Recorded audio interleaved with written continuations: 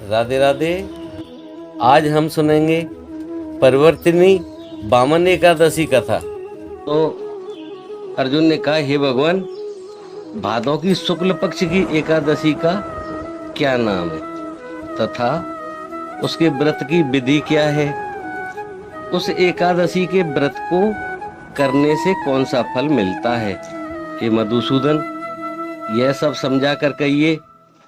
भगवान श्री कृष्ण बोले, हे अर्जुन, भादों मास के शुक्ल पक्ष की एकादशी को जयंती एकादशी भी कहते हैं। इस एकादशी की कथा के सुनने मात्र से ही समस्त पाप नष्ट हो जाते हैं और प्राणी स्वर्ग का अधिकारी हो जाता है।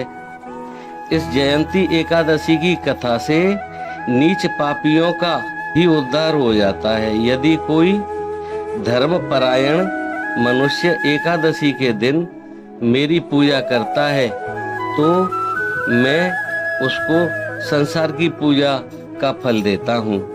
जो मनुष्य मेरी पूजा करता है उसे मेरे लोक की प्राप्ति होती है, इसमें किंचित मात्र भी संदेह नहीं। जो मनुष्य इस एकादशी के दिन श्री वामन भगवान की पूजा करता है वह तीनों देवता अर्थात ब्रह्मा विष्णु महेश की पूजा करता है। हे अर्जुन, जो मनुष्य इस एकादशी का व्रत करते हैं उन्हें इस संसार में कुछ भी करना शेष नहीं रहता। इस एकादशी के दिन श्री विष्णु भगवान करवट बदलते हैं, लेकिन इसे परिवर्तिनी एकादशी भी कहते हैं। इस पर आश्चर्यचकित होकर अर्जुन बोले, हे कृष्ण, श्री कृष्ण जी, आपके वचनों को सुनकर मैं भ्रम में पड़ गया हूँ कि आप किस प्रकार सोते तथा करवट बदलते हैं। आपके बलि को क्यों बांधा और वामन रूप धारण करके क्या लीलाएं की?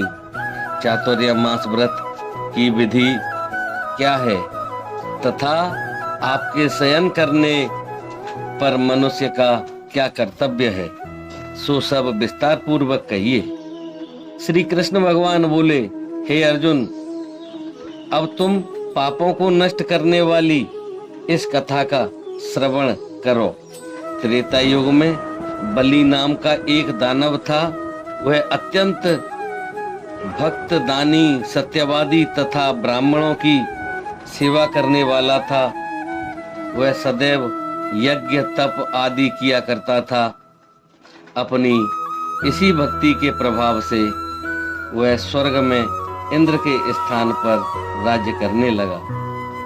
इंद्र तथा अन्य देवता इस बात को सहन न कर सके और भगवान के पास जाकर प्रार्थना करने लगे। अंत में मैंने वामन रूप धारण किया और तेजस्वी ब्राह्मण बालक रूप में राजा बलि को जीता। इस पर अर्जुन बोले, हे जनार्दन, आपने वामन रूप धारण कर उस बलि को किस प्रकार जीता, यह सब विस्तार पूर्वक कहिए। श्री कृष्ण भगवान बोले, मैंने वामन रूप धारण करके राजा बलि से याचना की कि हे राजन, तुम मुझे 3 पैर भूमि दे दो, इससे तुम्हें 3 लोक के दान का फल प्राप्त होगा। राजा बलि ने इस छोटी सी याचना को स्वीकार कर लिया और भूमि देने को तैयार हो गया। जब उसने मुझे वचन दे दिया तब मैंने अपने आकार को बढ़ाया और भूलोक में पैर, भुवन लोक में जंगा और स्वर्ग लोक में कमर, महर लोक में पेट, जल लोक में हृदय, तप लोक में कंठ और सत्य लोक में मुख रखकर अपने सिर को ऊंचा उठा लिया। उस समय सूर्य, नक्षत्र, इंद्र तथा अन्य देवता मेरी स्तुति करने लगे। उस समय मैंने राजा बलि से पूछा कि हे राजन, अब मैं तीसरा पैर कहाँ रखूं? इतना सुनकर राजा बलि ने अपना सिर नीचा कर लिया। तब मैंने अपना तीसरा पग उसके सिर पर रख दिया।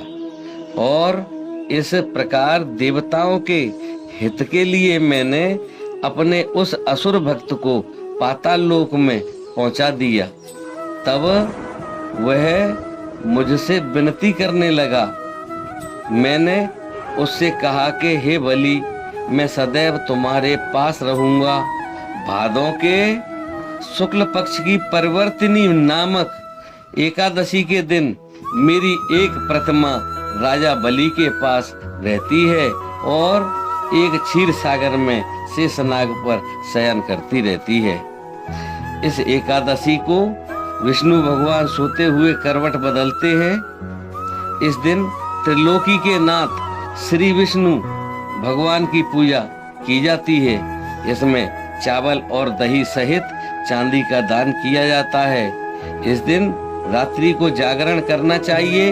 इस प्रकार व्रत करने से मनुष्य समस्त पापों से मुक्त होकर स्वर्ग लोक को जाता है। वह स्वर्ग लोक में जाकर सदैव चंद्रमा के समान प्रकाशित रहता है। उसको इस लोक तथा परलोक दोनों में यश मिलता है। जो इन पापों को नष्ट करने वाली कथा सुनते हैं उन्हें अश्वमेघ यज्ञ का फल मिलता है। बोल एकादशी मैया की जय। अब कथा सार सुनो भैया। व्यक्ति दान करे किंतु दान करके अभिमान न करे। अहंकार व्यक्ति को ले डूबता है। राजा बलि ने अभिमान किया और पाताल को चला गया। इससे यह भी ज्ञात होता है कि अति हर कार्य की बुरी होती है। बोले एकादशी मैया की जय।